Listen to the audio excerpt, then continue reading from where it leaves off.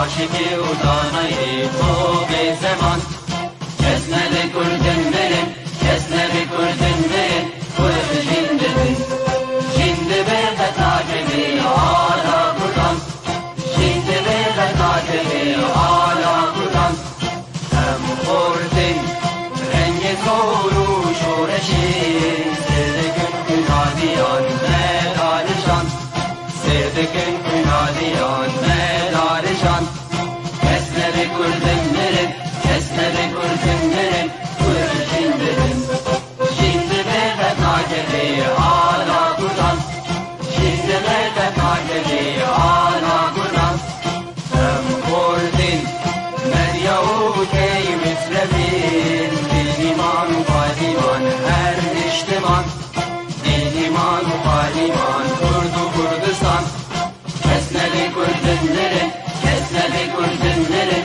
kurd jindedin jinde be betacemi hala buradan jinde be betacemi hala buradan Ravi Kurd ra Kuye serfi ve şiran Babı kuyne şimdikin taci cihan Babı kuyne şimdikin taci cihan Kesne be kurdinlerin kesne be kurdinlerin kurd jindedin jinde be betacemi hala buradan jinde be betacemi hala buradan Ordunun hep hazır o amadene can feda ne can feda her can feda can feda ne can feda her can feda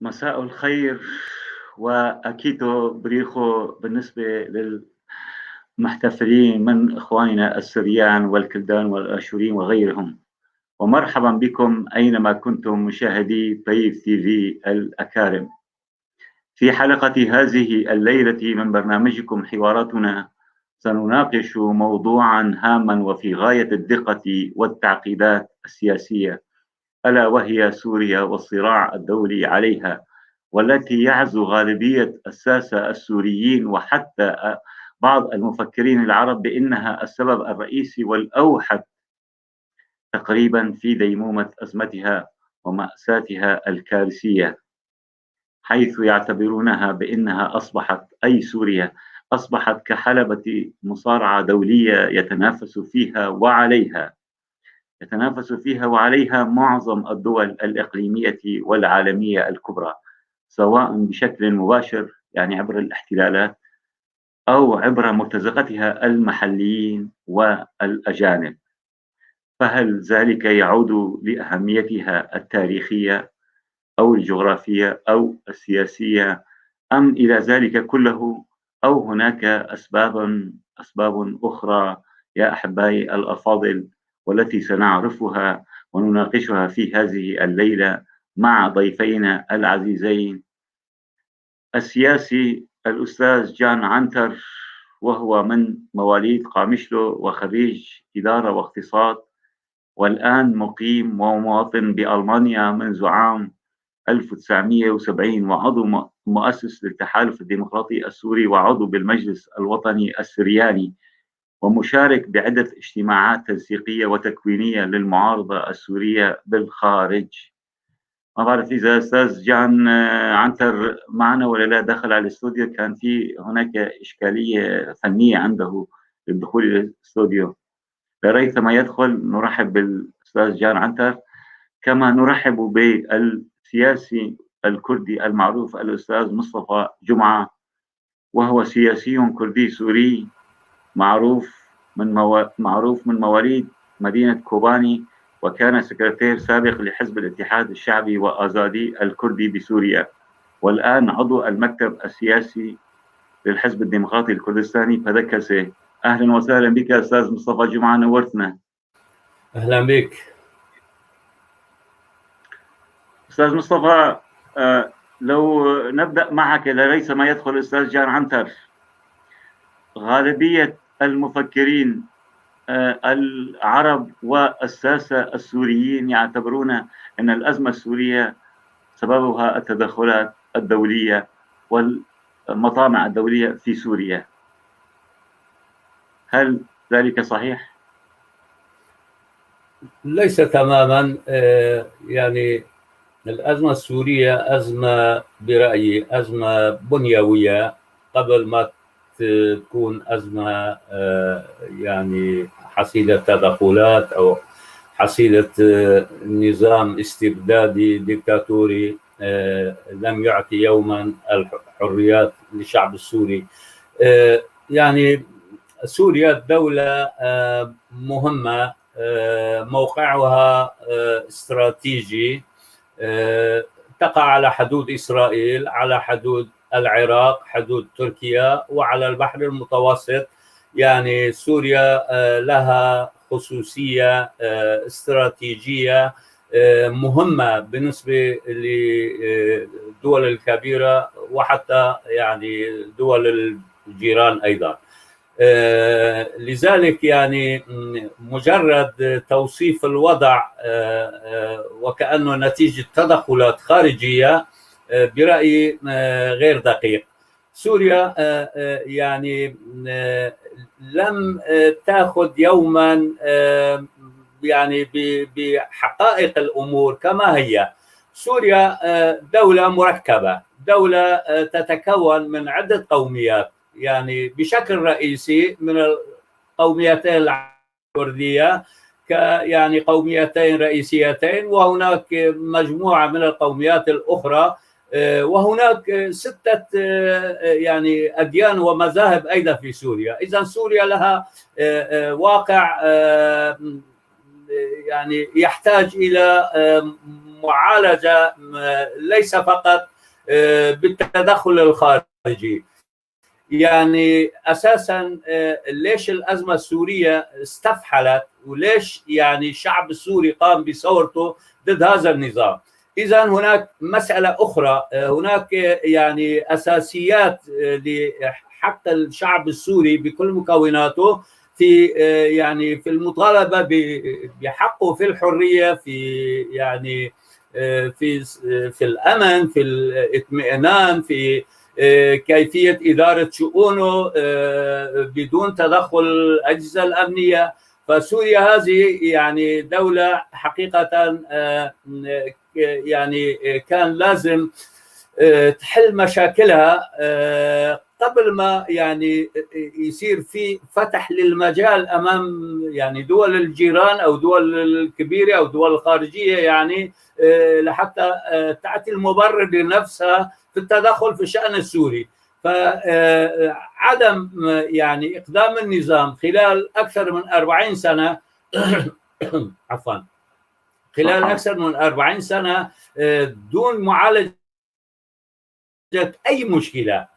يعني دائما النظام اعتبر نفسه يعني هو مسيطر، أكيد مسيطر، بس يعني يعتقد أنه هو على الصواب هذا طول والشعب على غلط.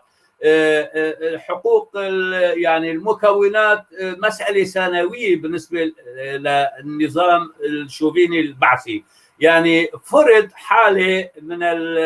حالة مركبة من الفكر القوموي العربي على إسلامي، وجعلوا من سوريا دولة عربية، رغم أنه سوريا تاريخيا لم تكن في أي يوم من الأيام أنه دولة عربية، لن تكن دولة عربية سوريا، والآن أيضا ليست دولة عربية. سوريا دولة مركبة من عدد من القوميات الموجودة في سوريا ووجودها تاريخي. يعني الشعب الكردي موجود في سوريا كامتداد للكردستان الكبرى، يعني جزء كردستاني موجود داخل سوريا.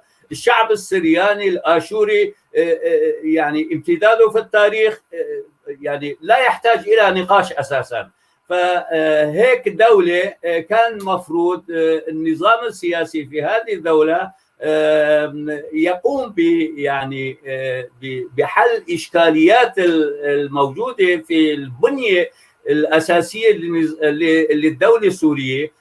يؤسف أنه هذا النظام لم يقدم ولا يوم باتجاه حل ما. كل ما هنالك يعني كان النظام يستدعي القيادات السياسية إن كانت عربية أو كردية أو سريانية، يحاول يعني بالضغط والإكراه أنه يسكتوا، ما حدا يطالب بشيء، لحتى يعني انفجر الوضع بعد أكثر من 40 سنة من نظام حزب البعث. انفجر الشعب السوري وطالب بإسقاط هذا النظام. يؤسف أنه يعني نتيجة يعني مصالح بعض الدول، نتيجة أجندات خارجية، الثورة السورية يعني وصلوها إلى حالة الفشل الآن. يعني نعم، برأيك يعني فقدان الحكم الرشيد يعني سبب رئيسي مع المطامع الخارجية؟ هلا بالتأكيد فقدان الحكم الرشيد يؤدي إلى يعني أنه الشعب يسور ضد هذا النظام، كونه غير رشيد، كونه غير ملتزم بالدستور اللي هو وضعه. الدستور السوري يعني إذا بتقرأه يعني بتلاقي فيه إيجابيات، فيه مسائل مهمة، وفي يعني إعاقات أيضا بالنسبة للتطور المستقبلي لسوريا، كأنه حزب البعث قائد الدولة والمجتمع. يعني بعد يعني المسائل الأساسية طبعا الدستور يعني يسيء في هذا المجال يعني بالنسبة للشعب. لكن بشكل عام سوريا لو تم إدارتها وفق يعني مبادئ حقوق الإنسان، وفق المواثيق الدولية، يعني على أساس أنه ينبنى ديمقراطية مقبولة، ديمقراطية توافقية، يعني كان ما كان أدى إلى هذا الوضع اللي عم نعيشه الآن. يعني سوريا كان ممكن تحل مشكلتها من البداية بتصرف رشيد، يعني بمحاولة لحل إشكاليات الموجودة في الساحة السورية. وكان ممكن ما تصير ثورة، كان ممكن يعني وضع سوري يكون أفضل هلا. لكن بغياب كل هالمسائل طبيعي يعني وقت أي دولة بيكون في حالة قائمة داخلية، في صراع داخلي، في يعني حقوق المكونات معدومة، يعني يفتح الباب أمام تدخلات خارجية. والتدخلات الخارجية يعني كل دولة لها مصالح، لها أجندات خاصة فيها، فتحاول تنفذ أو تستفيد من هذا الوضع وفق مصالحها الخاصة، مو وفق مصالح الشعب السوري. ولذلك يعني الأزمة السورية طالت يعني بعد 10 سنوات لا زلنا نعاني أو نتبنى كيف ممكن يحل هذه الأزمة. برأيي يعني الوضع السوري حتى الآن غير قابل لأي حل سياسي، مو فقط لأن هناك تدخلات دولية. سنأتي إلى ذلك أستاذ مصطفى، ولكن هناك قاعدة تقول المقدمات الخاطئة تؤدي إلى نتائج خاطئة. سوريا والعراق والدول العديدة تأسست وفق معاهدة سايكس بيكو الاستعمارية، التي العرب يقولونها استعمارية قبل الكرد والمكونات الأخرى، ولكن حينما يتعلق الأمر بحقوق الآخرين يتمسكون بسايكس بيكو. إذن يعني تكوين سوريا بحدودها الجغرافية الراهنة، بحدود يعني سوريا الراهنة إجمالا تكوينها كان غلط. فهذه هل ندفع نحن الشعب نتيجة التكوين الخطأ هذه الضحايا هذه الآلام؟ لأنه بالبداية يعني وقت قامت سوريا وفق معاهدة استعمارية، والاستعمار لا يهتم، معروف أنه لا يهتم بحقوق الشعوب وحريتهم. يعني هو بالتأكيد اتفاقية سايكس-بيكو و يعني الاتفاقيات الأخرى الخاصة بالشرق الأوسط أو ما سمي سابقا بالمسألة الشرقية، يعني يؤسف أنه الأخوة العرب يحاربون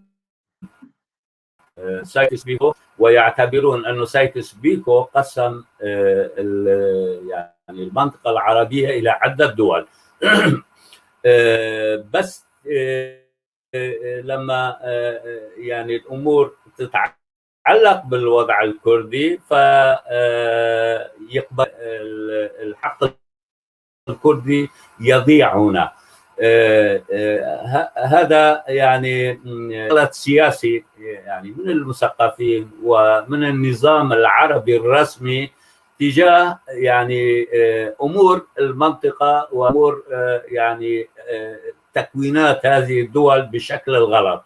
سوريا يعني انا حسب معرفتي بالتاريخ سوريا لم تكن يوما دوله عربيه، يعني في العهد الأموي فقط بحدود 92 سنة حكمها العرب. بعد هذه الفترة كل الحكم بسوريا إلى يعني مرحلة الاستقلال بالنسبة لسوريا كل هال1000 سنة و1000 وكذا يعني 200 سنة 300 سنة كان يحكمها سوريا، كان يحكمها الكرد والتركمان بشكل خاص. الكرد والتركمان يعني العرب ما حكموا مطلقا. هلا سوريا يعني ما ممكن تصير دولة عربية بمجرد يعني بجرد قلم انه تكتب انه سوريا اسمها جمهورية عربية سورية. ما صارت سوريا دولة عربية، ما بتصير جمهورية عربية سورية. كان اسمها يعني لسنة 50 كان اسمها الجمهورية السورية. يعني وقت اللي كنا نجتمع بالشام على المعارضة يعني معظم قيادات المعارضة هذيك الأيام يعني اللي اخذين شهاداتهم من عهد الدولة يعني الوطنية السورية، تلاقي جمهورية سورية مو جمهورية عربية سورية. فكرة العروبة يعني ولكنهم الآن يرفضون حتى يعني هيئة ائتلاف، يعني ائتلاف هيئة الائتلاف ترفض حتى التخلي عن اسم الجمهورية العربية السورية، والتي أنت وحزبكم مشارك عضو بهذا الائتلاف. يعني يرفضون تغيير اسم الجمهورية إلى الجمهورية السورية، رغم أنهم كما قلت يحملون شهادات عليا من الجامعات باسم الجمهورية السورية. فلماذا المعارضة انقلبت على ذاتها؟ لماذا كانت في ربيع دمشق في إعلان دمشق كانوا يطالبون بالتغيير الجذري لهيكل الحكم للنظام للكل؟ لماذا هذا الانقلاب برأيك عند المعارضة؟ يعني على وجود المجلس الوطني الكردي في الائتلاف مو معناته يعني المجلس قبلان بتوجهات الائتلاف، والمجلس موجود هناك لأسباب سياسية عبر الائتلاف يعني يشارك في السياسية العليا. أنا برأيي الموضوع لا تعالج بهذا الشكل. سوريا يعني النظام عم بيرفض تغيير اسم الدولة، المعارضة عم ترفض، يعني كل الأخوة يعني من العرب خاصة المتأسلمين الآن، ويعني صفة الإسلام طاغي الآن على يعني معظم المعارضات السورية. لذلك يعني على المشهد السوري العام، على المشهد السوري العام. نعم بشكل عام يعني معظم الناس ما عندها ثقافة، وهي مشكلة يعني مشكلة بنيوية يعني لها عمر حقيقة. برأيي يعني الوضع السوري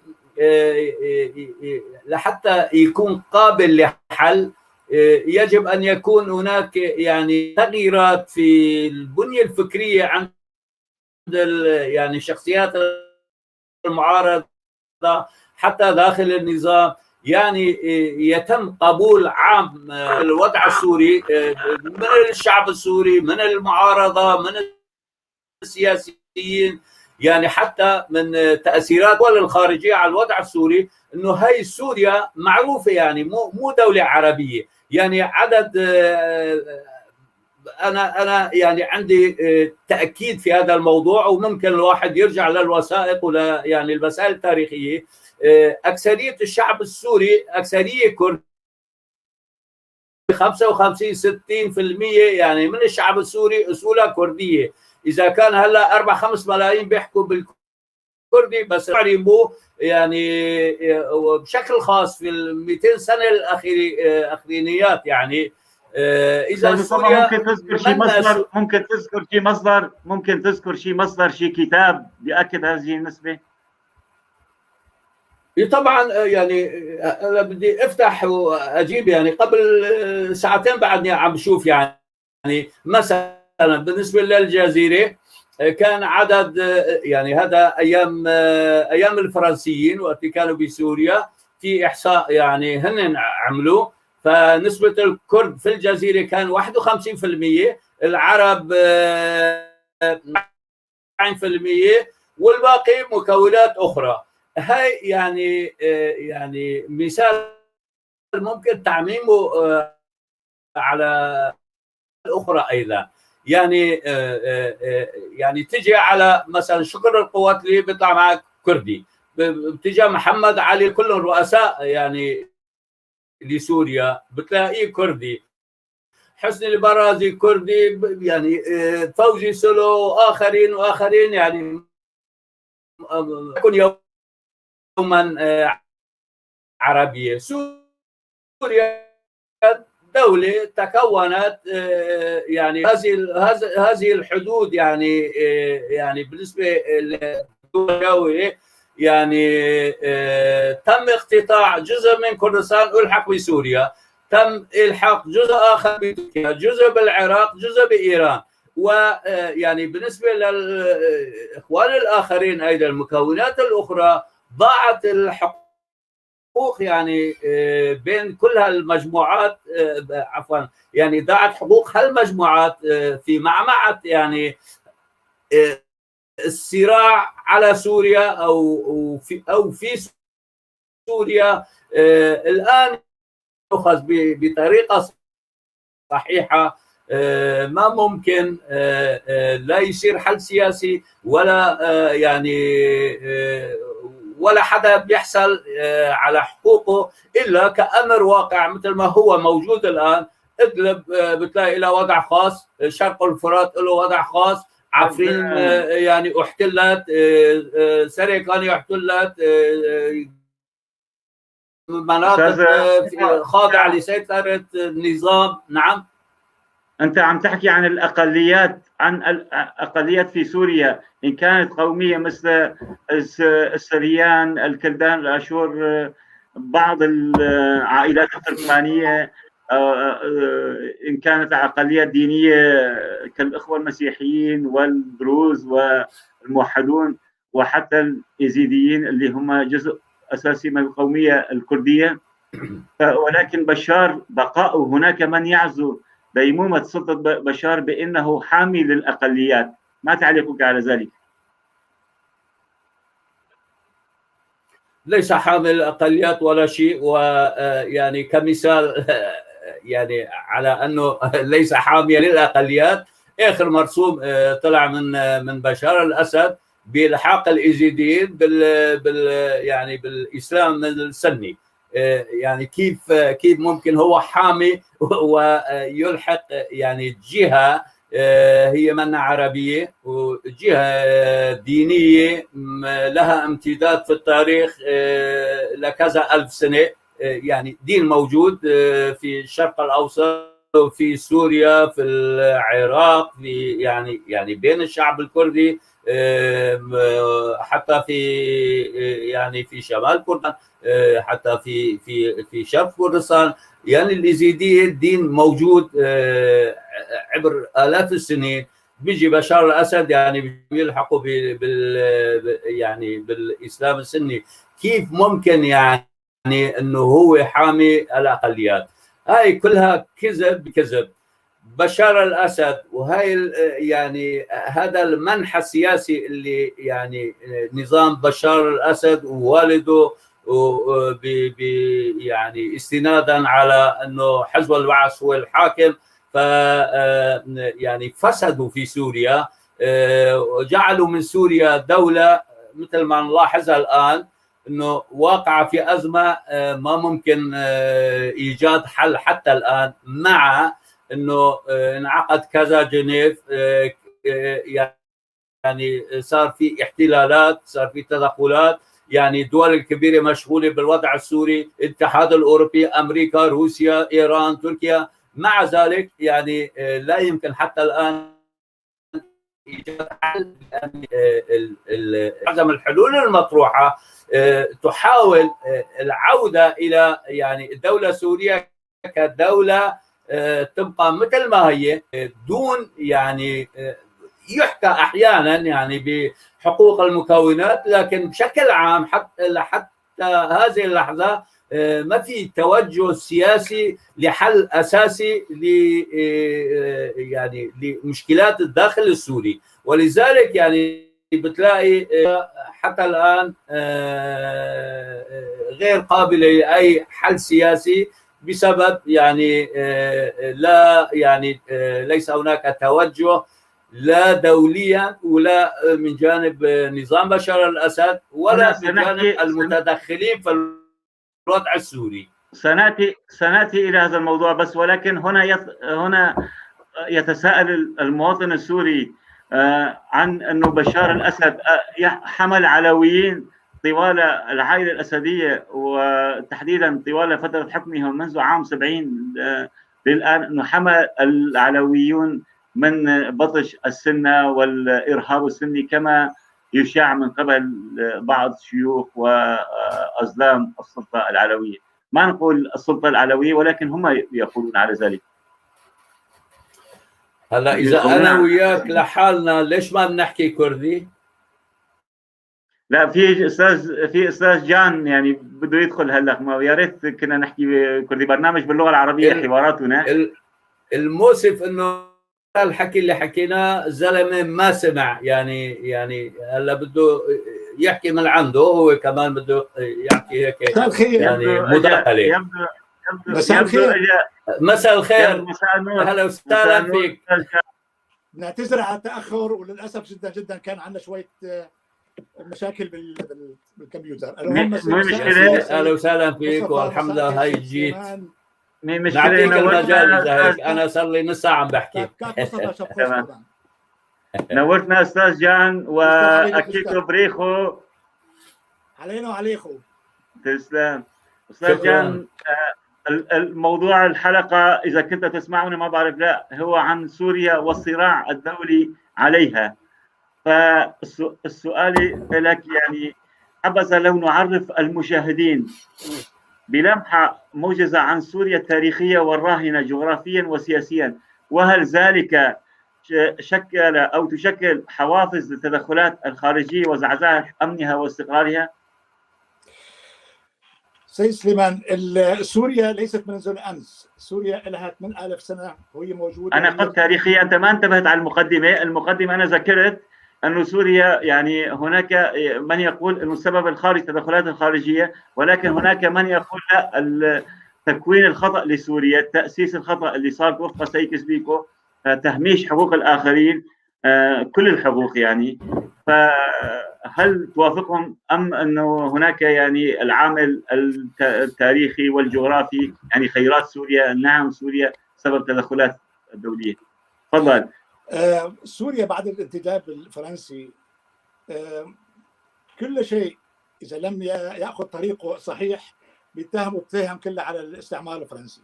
الاستعمار الفرنسي والاستعمار الإنجليزي هو اللي تسبب في كل مشاكل الأمة العربية، وليست منذ الامس، منذ حوالي 60 سنه 70 سنه. لذلك بالنسبه لهم هذا الشيء نوع من العذر اللي هن على اساس فشل العمل الذي لم يقوموا به من اجل بلدانهم ولا من اجل شعوبهم. سوريا ليست فقط اللي كانت هي الان موجوده، سوريا هي سوريا الكبرى. سوريا موجوده من في مثل ما تفضلت بالتاريخ كما تكلمت عنها. ليس هناك اي اسباب تعترض على لماذا وقف، لماذا التطور بهالمنطقه هذه لم ياتي بما يستاهل. المفروض ان تكون المنطقه هي هذه افضل من اي منطقه اخرى. ليش؟ لانه عندك التاريخ القديم وعطاءاتها بالحضاره وعطاءاتها بالتاريخ يدل على اساس انه هناك حضر بهذه المنطقه قادرين على اساس قياده هذا البلد من افضل ما يكون، ولكن للاسف جدا تمت على الطريق. تفضل يا سيدي. استاذ جان، يعني العمل يعني قلنا لو تعرف المشاهدين متابعينا بلمحه عن سوريا التاريخيه، كيف تكونت، شو من هم مكوناتها وجغرافيتها وعوامل اخرى، هل تشكل ذلك حوافز للتدخلات الدوليه؟ تفضل. موقع سوريا الاستراتيجي على البحر المتوسط، ما بعرف اذا تسمعوني. واضح. تفضل. ايوه، طريق من الطرق الحرير اللي كانت بالماضي بالقديم تاخذ من شرق اسيا الى باتجاه اوروبا، باتجاه البحر، كانت تنتهي في سوريا. سوريا من يومها كانت هي بلد الشعوب، هي أمة الشعوب، لانه كل هالشعوب المتواجده في تقريبا باسيا لهم مندوب موجودين في سوريا. لذلك ما فيك تقول بالتحاضر انه سوريا هي دوله عربيه او دوله كرديه او دوله سريانيه. كل هذه الشعوب هي متواجده بهذا الارض السوريه. سوريا تكونت منذ التاريخ، مذكوره في كل الكتب العامه مدرسه بالتاريخ العالم. لذلك بالنسبه لنا نحن كموقع سوريا، هو هذا اللي خلى اطماع الاستعمار انه اي مستعمر كان قديما وتحضر كان جديد، هذول يفضلوا انه تكون لهم موقع قدم في هذه المنطقه. سوريا ليست هي فقط سوريا اليوم، سوريا هي المركز الاساسي لهذا التاريخ ولهذه المنطقه باكملها. تفضل يا سيدي. اذا كما تتفق مع الاستاذ مصطفى جمعه بان سوريا ليست ولن تكون عربيه، وانما لكل مكوناتها، ولكن اصبحت الان في ظل تحديدا منذ 10 سنوات، منذ ما بدأ ما يسمى بالثوره السوريه وتحولها الى مأساة والكارثه السوريه. يعني سوريا تحولت الى حلبة للصراع الدولي عليها. لماذا؟ اولا المتدخلين في سوريا كل منهم عندهم اجنده. ايران عندها اجنده ان يكون لها طريق بري من قبل ايران الى باتجاه البحر المتوسط. روسيا عندها اجندتها ان يكون لها موقع قدم على البحر الدافئ اللي هو المتوسط. تركيا عندها اجنده بانه تبقى الحدود مفتوحه لها للدخول لحمايه الخليج كما هي تدعي.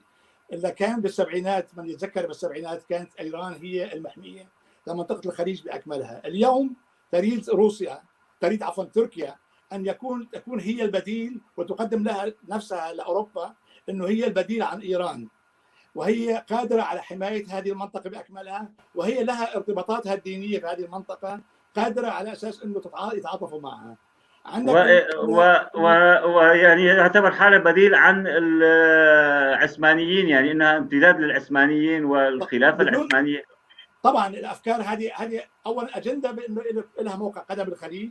الشيء الثاني والتحاضر هي اعاده الاحلام القديمه اللي كان العثمانيين يقوموها. هذول العثمانيين الجدد اللي هلا هن مسيطرين على تركيا يريدون ان تكون بالنسبه لهم سوريا موقع عبور باتجاه الخليج، بما انه اذا كانت الوطنيين هن المتواجدين بالحكم لا يمكن يكون، او اذا كانوا النظام اللي هو كان من واخيرا ابتعدوا عن بعضهم. دليل على اساس انه هذول ما بدهم اي شيء يعني باي شكل من الاشكال انه تبقى اي مجموعه محافظه في هذا الوطن السوري او مجموعه تتسلق على لحكم الوطن السوري في بحمايه السوريين، بحمايه الارض السوريه، وتمنع التدخلات الخارجيه. بس حتى ارجع للموضوع بتحضر على اساس انه الاجنده خبرتك عليها بالنسبه للاتراك للروس وبالنسبه للايرانيين. في عندك الشيء المهم بتحضر كمان بالنسبه للامريكان وبالنسبه كمان للروس.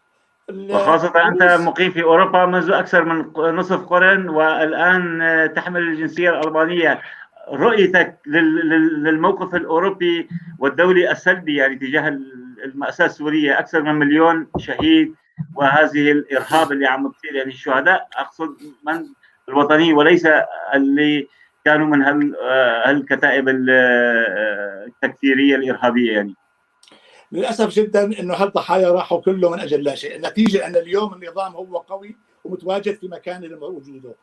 اللي فشل هو عدم التفاهم ما بين المعارضه، عند المعارضه اللي هي موجوده في اسطنبول مع العثمانيين الجدد المسيطره عليها.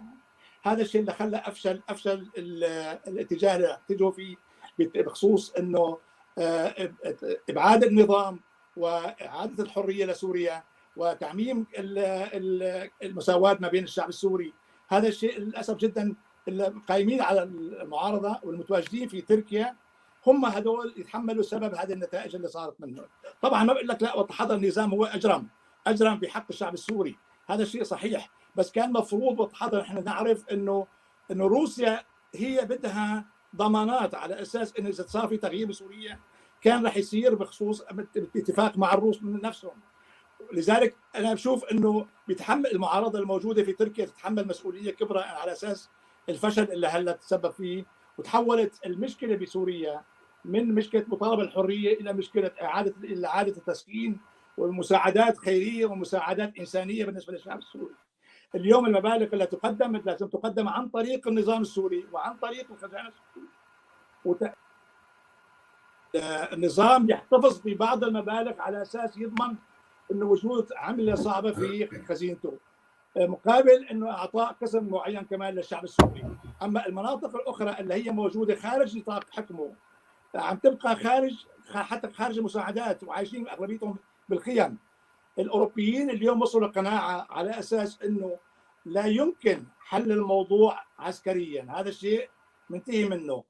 الشيء الوحيد اللي عن طريق المفاوضات، وفي عندنا نحن 2-2-4-5-4 هو الوحيد اللي قادر على اساس انه ضم من جهه ثانيه انه تصير اتفاقات ما بين المعارضه وما بين سير النظام.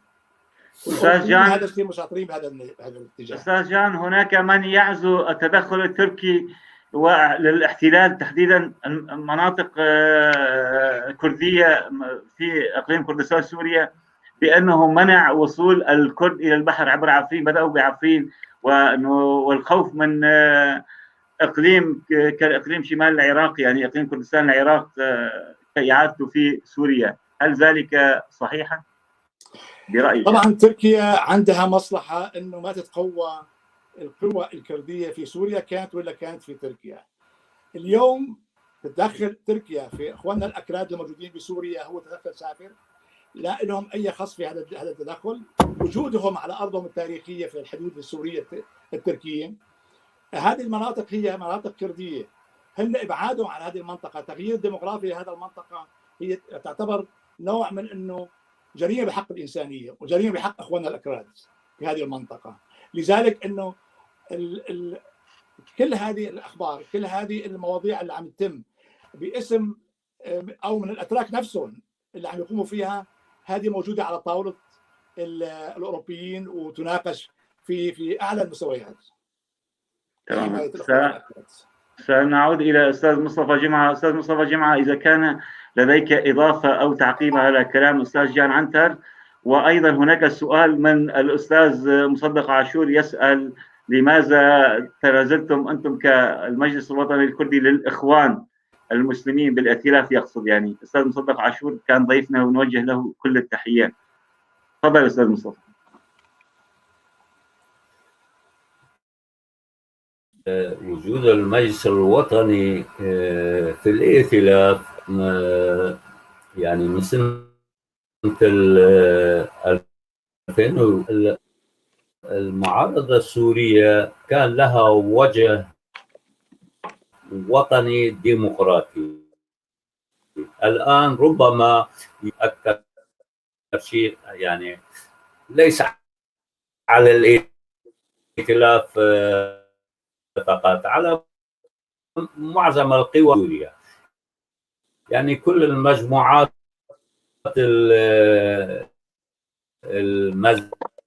المذهبية اللي إيران أدخلتها ويعني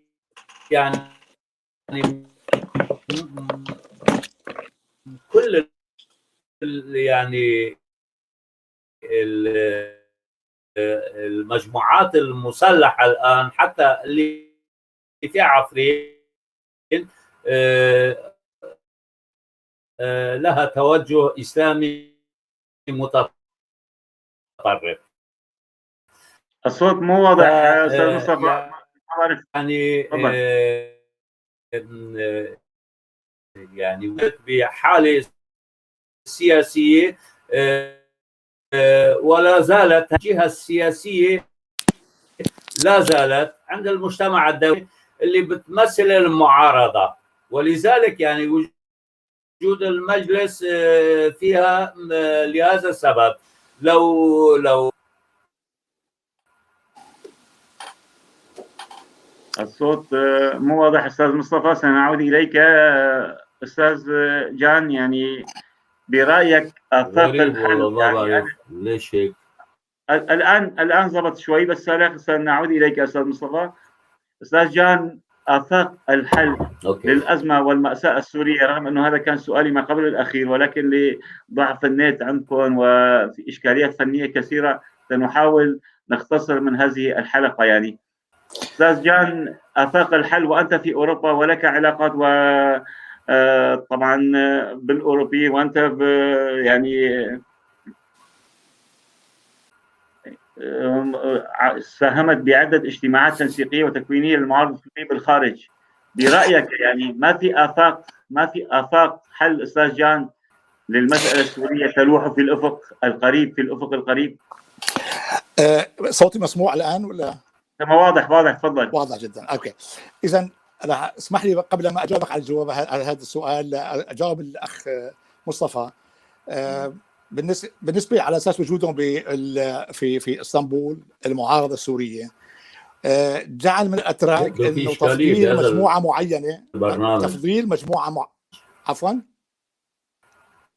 تفضيل مجموعه معينه على المجموعات الاخرى، واعطائها نوع من الصلاحيات اللي هي غير موجوده مع الاخرين. بكل جديه للاسف جدا الامور واضحه. تفضل الصوت واضح. اوكي. للاسف جدا انه الاتراك مسيطرين، وهن مسيطرين على القرار في هذه المجموعات المتواجده عندهم، وهن غير حرين في اتجاه كيفيه تحرير سوريا. هذول المجموعات الارهابيه المتواجده على الحدود ما بين تركيا وسوريا، هذه مجموعات دخلوا كلها عن طريق تركيا، ما دخلوا عن طريق الجو، ولا دخلوا عن طريق العراق من المناطق الكرديه، دخلوا اغلبيتهم من تركيا في هذه المناطق القريبه من ادلب ومن هذيك الاماكن. لذلك بالنسبه لنا بشوف انه اولا اذا حسب الاتفاق اللي تم بين تركيا وما بين روسيا على اساس تجريد هذه المجموعات من الاسلحه المتوسطه والخفيفه، على اساس انه ادخالهم لاحقا في الجيش السوري اللي راح يكون لاحقا.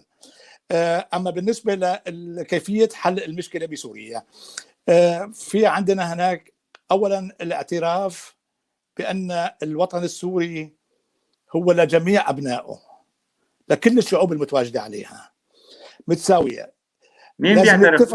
مين قصدك يعترف استاذ جان؟ مين يعني المعارضه المتواجده في اي معارضه استاذ جان؟ الف معارضه عنا، الف معارضه، اي معارضه؟ ما هن المجموعه المسيطره على الاخرين، هن قادرين والتحاضر انه يقودوا هذه المجموعات بينها وما بين المجموعات الاخرى أليس المعارضة.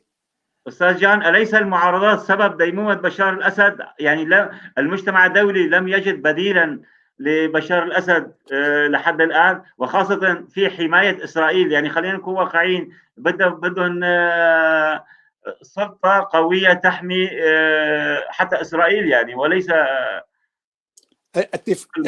اتفق معك انا تماما على اساس انه المجتمع الدولي ما عنده ثقه بهذه المجموعات المتواجده في اسطنبول، وهذا سبب من اسباب انه تاخر هذا الحل، وهذا سبب من اسباب والتحضر على اساس انه ما قدروا انه يشوفوا بديل لغايه الان. اليوم عم يبداوا في تكوين مجلس عسكري قادر على اساس انه حتى ما يتفشكل الجيش السوري المتبقي عند النظام اللي هو بقياده خاينه، ولكن الجيش السوري باغلبه هو ابنائنا واخواننا.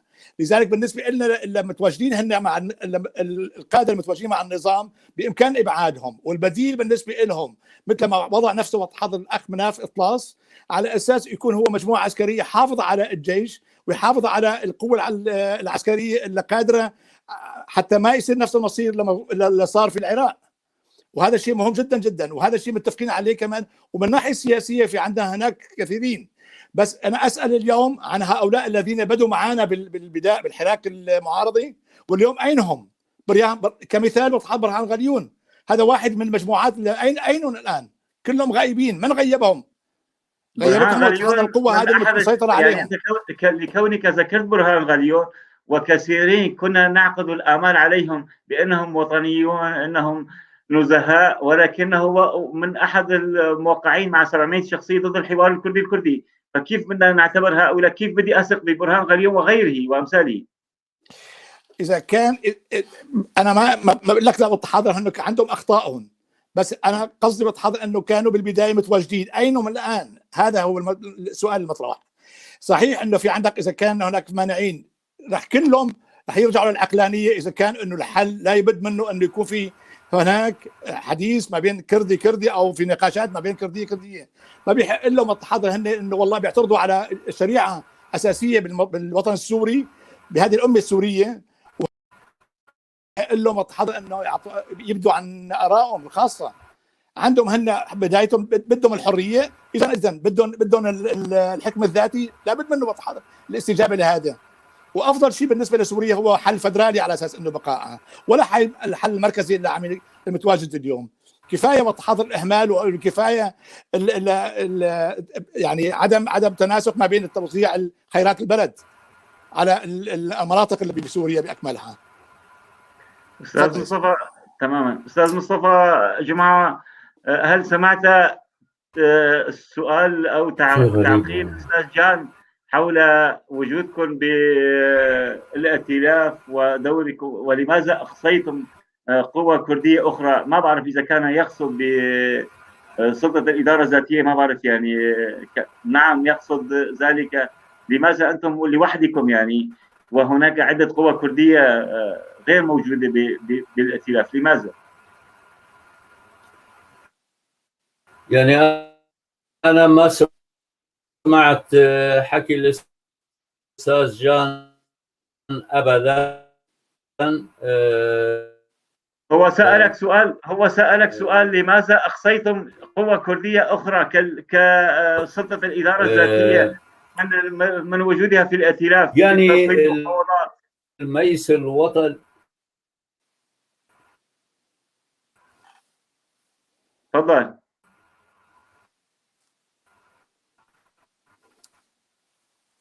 هذه الحلقة ما بعرف. أستاذ مصطفى يبدو النت ضعيف جدا عندك. لم نسمعك يعني. لم نسمعك يعني. والله ما بعرف. تفضل، هلا خرج الصوت. تفضل، ولو صوتا يعني، ولو صوتا نسمعك. ما والله ما تفضل. بعرف. يعني هو يحكي، هو سألك لماذا طبعا غادرنا استاذ مصطفى جمعه، يبدو النت ضعيف جدا عنده استاذ جان. يعني هذه الحلقه كان فيها اخطاء تقنيه، مشاكل تقنيه بحرة عندك وعنده معا. استاذ جان تحياتي. على كل حال يا سيدي، الحل بيتم بالنقاش مع بعضنا بدون ضغوطات خارجيه، بدون اي دول. صحيح انه نحن المفروض لنا بسوريا اعطاء ضمانات بالنسبه للروس، على اساس اذا تغير الحكم ما راح يكون نحن ننقذ كل هالاتفاقات اللي تم بينه وبينهم. يعني ما راح نستبدلهم بالامريكان او نستبدلهم بالفرنسيين او نستبدلهم باي. عندهم حقوق بالمنطقه، لهم استراتيجيه خاصه في هذه المنطقه يجب ان نراعيها، وهذا الشيء بالنسبه لنا واضح. هذا ما هي كل الدول عم تعملها، السعوديه نفسها واضحه عم تعملها، بالخليج متواجده، الامريكان متواجدين بكل مكان. لذلك بالنسبه يعني انا بشوف انه لازم يكون نقاش ما بين بعضنا نحن على اساس الرؤيه واضحه بالنسبه للمستقبل السوري، بس اهم ما يكون الحقوق الكامله لجميع الشعوب اللي متواجده على ارض الامه السوريه. استاذ جان، هنا قد يسالك عفوا هنا قد يسالك احد المواطنين البسطاء السوريين، اذا انتم المعارضه مش متفقين بما تقول انتم، حتى كمسيحيين يعني سوريان اثوريين كلدان كما الكرد، هناك 1000 حزب، عندكم 2000 حزب، وانتم يعني حركه الاسوريه، الحركه السريانيه، انتم ماكم متفقين بين بعضكم على حقوقكم. كيف بدكم تبنون هذا الوطن وتعطوا ضمانات للقوى الدوليه يعني تساعدكم؟ سيد سليمان، صحيح انت معك حق بتلاحظ بهالناحيه. الموجودين هن باسطنبول، مثل ما بديت بكلامي ببدايه الحديث، انه ذكرت انه المجموعه اللي متواجده في اسطنبول مؤتمره من قبل الاتراك، وهي اللي بتقرر مين هن متواجدين بالداخل، ومين هن اللي بيقوموا بمفعول المعارضه، ومين هن ما بيحق لهم. اللي سمحوا لهم هن المجموعه الكبيره المقربه منهم. الاخرين هن مكملين، مع كل احترامي لهم، مع كل احترامي لاخواننا الاكراد انه هن هدول مكملين على اساس انه عم تتنوع المعارضه، متنوعه مثل ما هي متواجده عندهم. اما هدول ما عندهم ما عندهم يعني اي مفعول، للاسف جدا ما عندهم اي مفعول الا هن مكملين العدد. لذلك هي اعاد استاذ جان، اعاد مصطفى جمعه ويسمعنا الان. يا ريت لو توضح تعليقك او سؤالك له، انه لماذا اقصى الاخرين كنت تقصد يعني؟ تفضل. يعني نحن معروف يا سيد مصطفى واضح انه الاتراك مسيطرين على الاخوان المسلمين، وبس هذا الشيء ما هو المهم بالنسبه لنا نحن كسريان وانتم كاخوان اكراد. الاكراد لماذا لا يتم الحديث ما بينكم وما بين القوى المعارضه الاخرى المتواجده على الارض القادره بالتغيير؟ لماذا لا؟ هذا سؤالي بالنسبه لكم يا سيدي. بالنسبه لنا عندنا نحن السريان متواجده، الاختلافات متواجده بكل الفئات، بس سؤالي لكم يا سيدي. نعم، يعني القوى المعارضه الاخرى الموجوده على الارض او المسيطره، يعني ما في الداخل قوى معارضه، ما في هاي القوى الاسلاميه كالنصره وغيرها، وهي ايضا تحت يعني اشراف تركيا. نحن ما بنشوف يعني من المناسب، يعني نحن كجهه يعني نعتبر انفسنا ديمقراطيين علمانيين، ما لنا علاقه في جبهه النصره والاخرين واللي هن موصوفين دوليا ك يعني جهه ارهابيه. استاذ مصطفى، انا قصدي الكردي النقاش يقصد قصد تمام، فهمت قصدك بيادا. إذا قصدك بيادا مو نحن مانعين أنه يذهبوا للائتلاف، ما لنا علاقة في هذا الموضوع. هن كانوا في تركيا، يعني اجوا وقت اللي رحنا يعني نقدم مذكرة للائتلاف، رحنا وفد وقتها بنفس المسلم ايضا موجود في اسطنبول، فكان جاي يعني هو ايضا يعرض حاله كطرف اخر يعني ينقبل في الائتلاف او علاقات مع تركيا، بس كان موجود في اللحظه اللي نحن كنا موجودين هناك.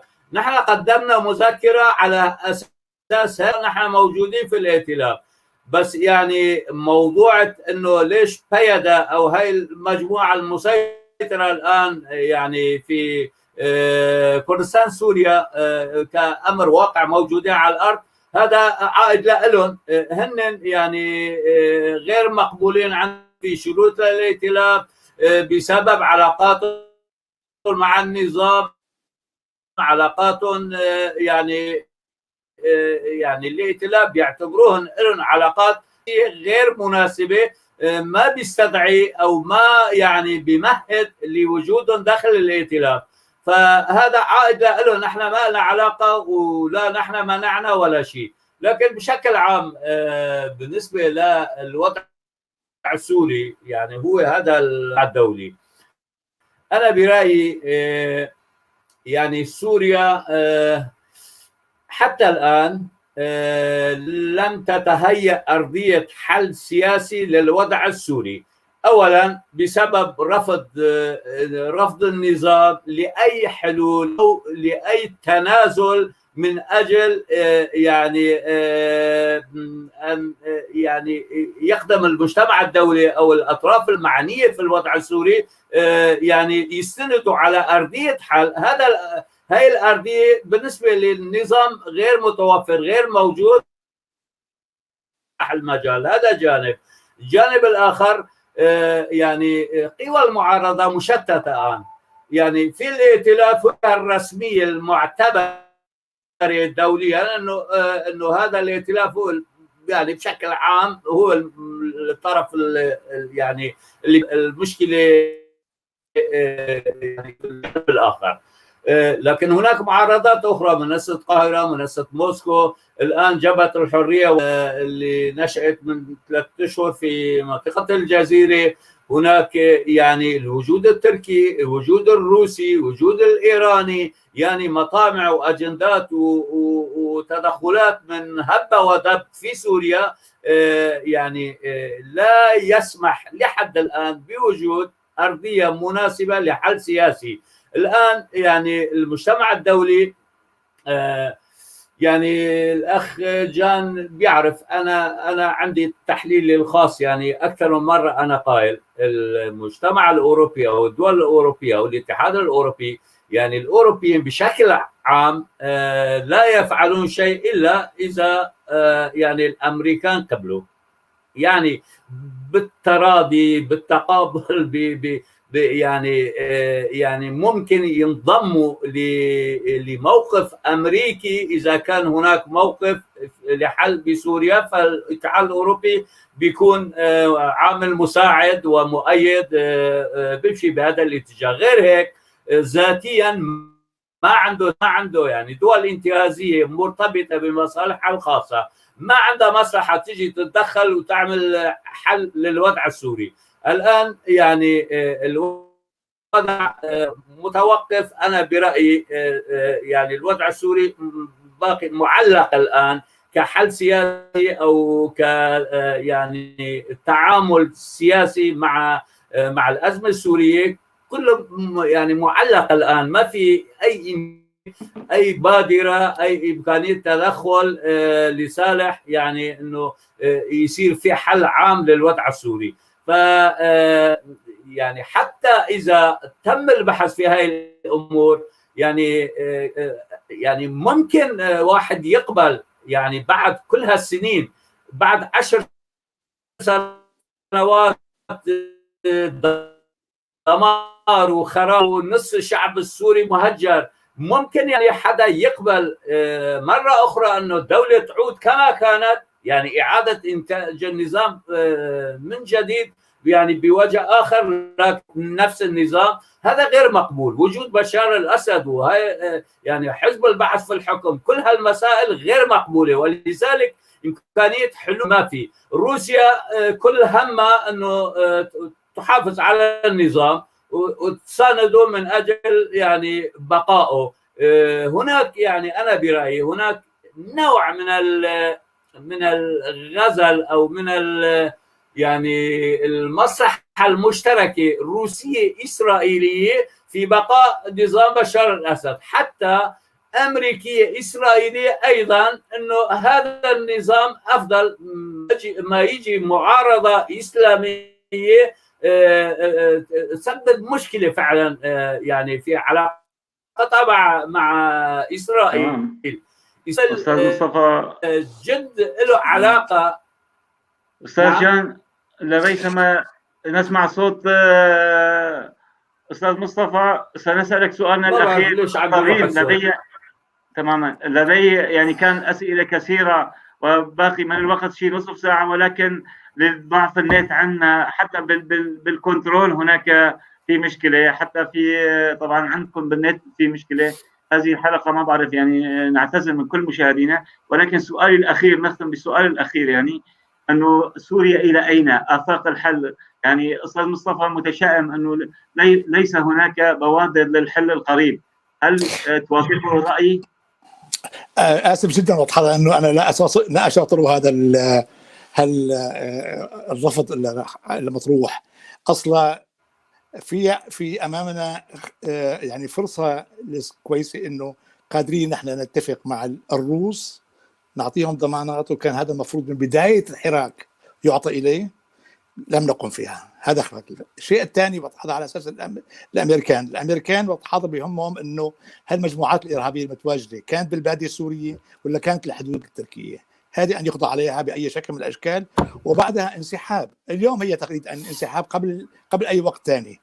الشيء الثالث الأوروبيين بدهم هناك تكون هذه المجزرة اللي في تصير بسوريا، هذه المذبحة اللا إنسانية اللي عم يقوم فيها النظام بسوريا، يحبوا أنه يعطوا نهاية لها. كيفية النهاية؟ نحن كوطنيين سوريين مدافعين عن بلادنا، عن وطننا وعلى شعوبنا، نطلب من الأوروبيين على أساس أنه عن طريق المساعدات وعن طريق الاتفاقات ما بين الأوروبيين وما بيننا مع الروس بمساعدة الأتراك والإيرانيين نلاقي حل بأقرب فرصة ممكنة. إذا كانت الإرادة موجودة بإمكاننا نحن نلاقي الحل، أما إذا كانت الإرادة غير موجودة فلا لابد أنه تأخذ الوقت. 10 سنوات كاملة، ضحايا تقريبا أكثر من 500,000، التدمير بالنسبة للبنية التحتية بسوريا إلى غاية خسائر بتقريبا 200 مليار. هذا الشيء مين راح يعوضه؟ ما راح يعوضه، انتهى. عدم الثقة بهذه المعارضة الموجودة بإسطنبول، مع كل احترامي للسيد مصطفى، هذه المعارضة هي اللي تسببت في عدم الثقة فيهم، وهي اللي تسببت في التأخر هذا كله كامل. تفضل يا سيدي. إذا باختصار يعني أستاذ جان، باختصار، هل يعني ترى أنه آفاق الحل قريبة مثلا لنقل خلال عام، عامين، 3 مثلا؟ الاتجاه بهذا الشيء بالواتساب يسألوني كثيرا أنه نحن ملينا، يعني كفانا دما، كفانا ألما. اليوم توقف سفك الدماء في كثير من المناطق السورية. المنطقة الوحيدة اللي باقي هم هذوك المجموعات الإرهابية اللي دخلوا عن طريق تركيا ومتواجدين في إدلب وحواليهم. هدول لو حطوا لهم خط إنه غير قادرين على أساس استخدام أسلحتهم وعدم تدخلهم في المناطق مثل أمثال أو عفرين وغيرها من هذه المناطق، إذا كانوا هن كفوا على أيديهم، معناها بإمكاننا وضحها على أساس إنه هذه المذابح تنتهي. الشيء الثاني وضحها عن اليوم الاتفاق اللي صار في المجلس الأوروبي على أساس كيفية إعادة البناء، إعطاء يعني فرصة لإعادة البناء، هو نوع من الاتجاه الصحيح. كم تأخذ الوقت يبقى حسب الأشخاص المتواجدين في هذه النقاشات اللي عم تتم، وليست انه خارجها. لذلك انا لا يمكن ان انا اقول واتحاضر انه خلال 6 شهور او خلال سنه او سنتين. التقييم هذا اذا قلت هذا الكلام معناها انا اكذب بهذا الشيء، وانا لا اريد ان اكذب واتحاضر. انما انا كل امل انه السوريين اللي هم ابناء الامه السوريه قادرين على الاتفاق فيما بينهم لإعادة بناء هذا الوضع. يعني سوريا ستبقى بحدودها الجغرافية الراهنة، يعني إذا يعني ولا ستكون هناك تقسيم، يعني إذا استحالت، إذا تم، يعني إذا لم يتوافقوا قوى المعارضة، يعني المعارضات السورية إذا لم تتوافق فيما بينها، هل سنكون أمام تقسيم؟ انا اختصرها في زوج وزوجته اذا كانوا غير متفقين على بعضهم. اذا كانت هناك موجود مجموعات او شعوب مضطهده داخل الوطن السوري على ارضها التاريخيه وهي مضطهده، فبامكانها طلب طلاق من الزوج. اذا كان الوطن لم ياخذ بعين الاعتبار بالنسبه انه هذا هن ابناء الوطن وهن عندهم حقوق كامله مثلهم متوازيه مع الاخرين، لذلك بالنسبه لنا على اساس انه الطلاق افضل من انه البقاء. بس نحن بتمنياتنا انه البقاء معا ضمن وطن جغرافي كما هو عليه اليوم افضل بالنسبه لكل الشعوب المنطقه. وسوريا كانت دائما شعوب. اليوم الكلمه العربيه مثل ما تفضل الاستاذ مصطفى، الكلمه العربيه هي هذا الشيء كلام مبالغ فيه. ممكن انت تخبر انت على ارجنتين تقول الدوله الاسبانيه الارجنتينيه، او بالنسبه للبرازيل الدوله البرازيليه البرتغاليه البرازيليه. لذلك ما يمكن ان تقول هذا الانتماء الا كثيرين من اخواننا. يعني مأساتنا يعني سببها الكلمة العربية اللي وضعوها. طبعا هذا الشيء لان عندك انت، نحن في سوريا لو انت تعمل فعلا استفتاء صحيح راح تحصل ان غير العرب اكثر من العرب المتواجدين. واغلب المشكله انه في كثيرين من اخواننا اللي يقول عن نفسهم انه هم عرب رغم انه هم سوريين اصاله، جذورهم غير عربيه، بس بانه انتمائهم لدين معين. هذا الدين والتحضر هو انتماء عاطفي، يعني حتى هناك سريان مسلمين استاذ جان بدون اي شك. طبعا في سريان مسلمين وفي سريان مسيحيين وفي سريان كما حتى يهود. تمام. لذلك بالنسبه ان اعاده بناء هذا الوطن باسم الجمهوريه السوريه يشمل شعوب كل المتواجده على ارضه وكل شعب. لماذا يطالب فئه من شعبنا السوري بالابتعاد عنا؟ لماذا؟ لانه لم يعطى له الحق كامل للبقاء على ارضه ولم يعطى عليه حقوق كامله كمواطن. لما تعطيه حقوقه كامله هذا ما راح يطالب منك وتحضر بالنسبه ينفصل عنك باي شكل من الاشكال. استاذ مصطفى الكلمه الاخيره لك. يعني كما قال استاذ جان، اذا لم تتفق المعارضات هل نحن على انفصال امام طلاق اي تقسيم سوريا ام ماذا؟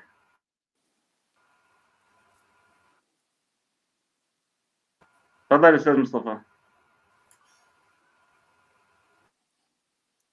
تفضل استاذ. يعني احترامي للاستاذ جان هو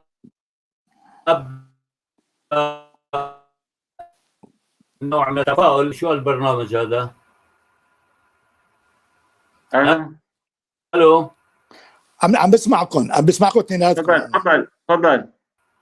الو تفضل عم نسمعك سيد مصطفى. يلا.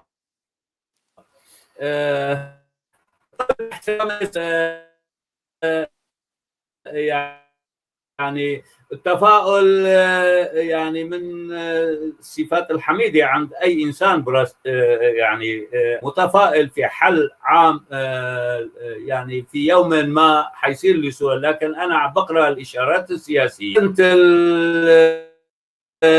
2015 اللجنة الدستوري بالبداية دي مستورة والآن يحققوا ولو خطوة أولية في موضوع الدستور. هذا واحد. اثنين، يعني توافقات دولية حول الحكم هي بتحكم يعني بسوريا بشكل عام وتحضر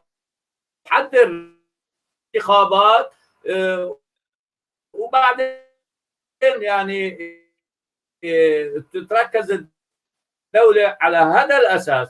هذا كمان ما في. الآن عم بنحكى ما في تفاهم أمريكي روسي حول مستقبل سوريا. استاذ مصطفى الصوت غير واضح نهائيا. نعتذر منك استاذ مصطفى. استاذ ما بعرف سليمان، بعتقد انا ثقتي بالانسان السوري، انا ثقتي بالمواطن السوري قادر على اعاده اللحمه من جديد. انا واثق تماما. استاذ مصطفى كلمه اخيره باختصار، الصوت تعبان جدا. يعني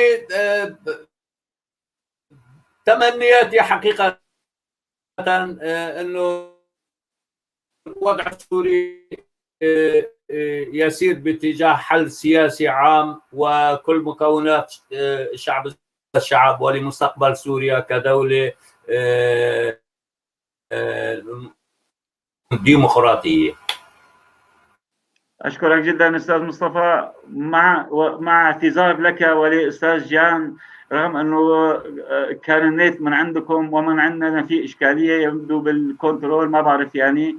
لابد أن نشكركم ونعتذر من مشاهدينا أنه ما حسنا نقدم حلقة مميزة للضعف للأخطاء والمشاكل التقنية. نعدكم بالحلقات القادمة أن لا يتكرر ذلك. كل الشكر لك أستاذ جان عنتر، المنسق العام للحركة السريانية في سوريا، للأستاذ مصطفى جمعة القيادي وعضو المكتب السياسي للحزب الديمقراطي الكردستاني فدكسة، شكرا لتواجدكم معنا. كل الشكر باسمكم. نشكر الكنترول، الأستاذ جماعة الكنترول اللي كانوا من وراء الستار، الأستاذ عبد الباقي الحسيني والأستاذة يسرى زبير إسماعيل. كل الشكر لكم مساعدين، انتظرونا في الحلقة الجديدة يوم الخميس القادم، وإلى ذلك الوقت دمتم جميعا بأمان الله.